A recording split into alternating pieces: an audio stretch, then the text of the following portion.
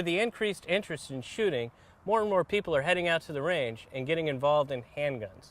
One of the most important pieces of equipment that we all have is a holster. It's a safety device, but to use it safely, you need to be able to get your gun out of the holster, getting on target, and getting back into the holster safely. And with me is Adam Painshow with SIG Academy. And Adam, you're going to talk to us a little bit about how to get your gun out of the holster. Sure. And back into it. Absolutely.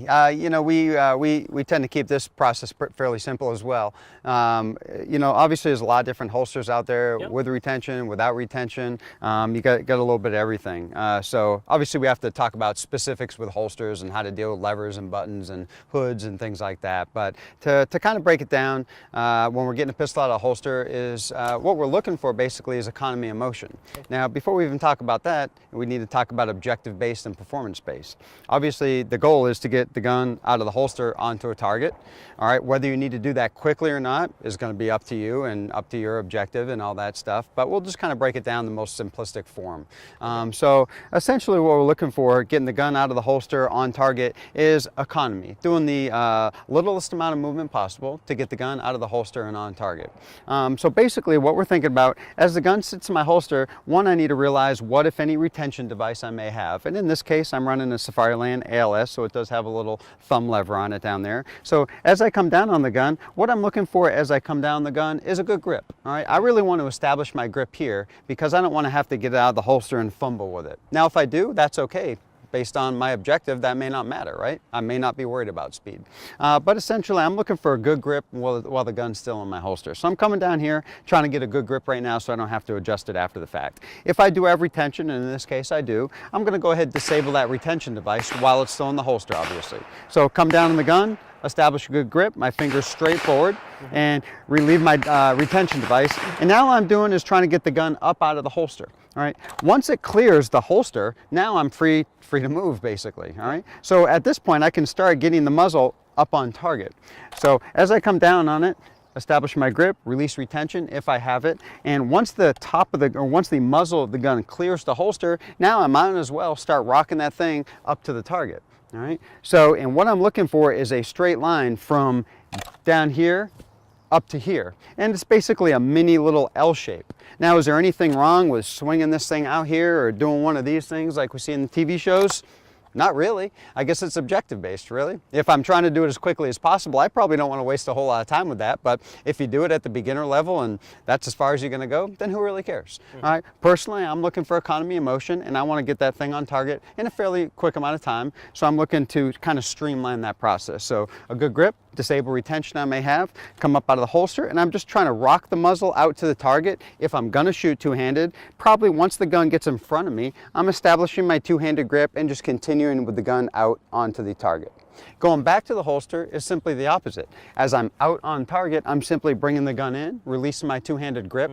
And from a safety concern, a lot of folks tend to put their hand in front of the muzzle when they're going back to holster. So that's certainly something we talk about. So you want to separate the hands in front of your body, go down, and then find the holster and put it back in.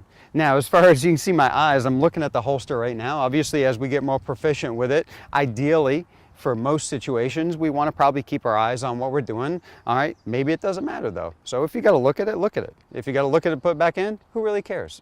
Depends on what you have to do with it. All right. So to kind of go over that whole step, I'm looking where I want my shots eventually to go, coming down, establishing my grip, releasing any retention I may have. Gun comes up in front of me, muzzle swings to the target. I establish my two-handed grip and continue the flow outward. Now, I want to do that all in one process. I don't really want to break it down into 8 or 12 or 15 steps because that's confusing, and I'm a pretty simple guy, so I don't like confusing. So I'm pretty much just going to go from the holster out to the target in a smooth manner and then back to the holster. Real simple. So out, smooth, and back in. Very simple. Most important thing.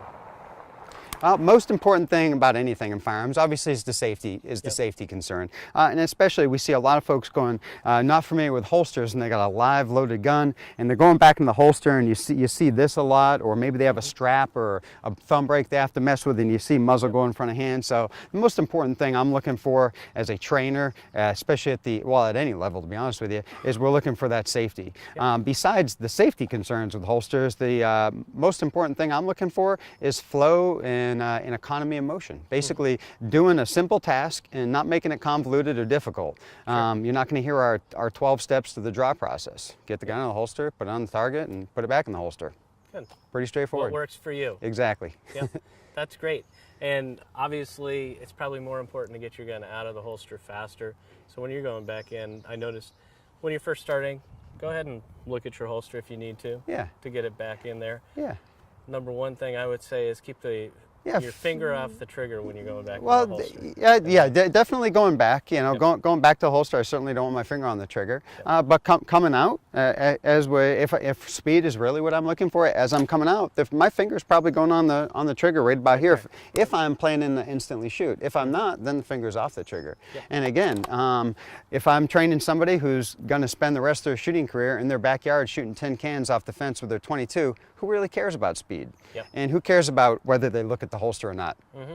It doesn't really matter. Now, if I'm training police officers and military folks, we're looking for speed, or I'm training a competitive shooter, you know, they need to get that time on target fast. Obviously, we're going to break things down for them based on what their need is with the gun. That's great. Yeah. Well, thanks so much for showing us how to get our gun out of the holster and Anytime. back in safely.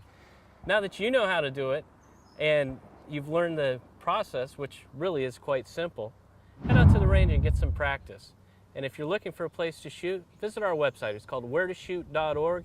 And when you're on the range, remember, firearm safety depends on you.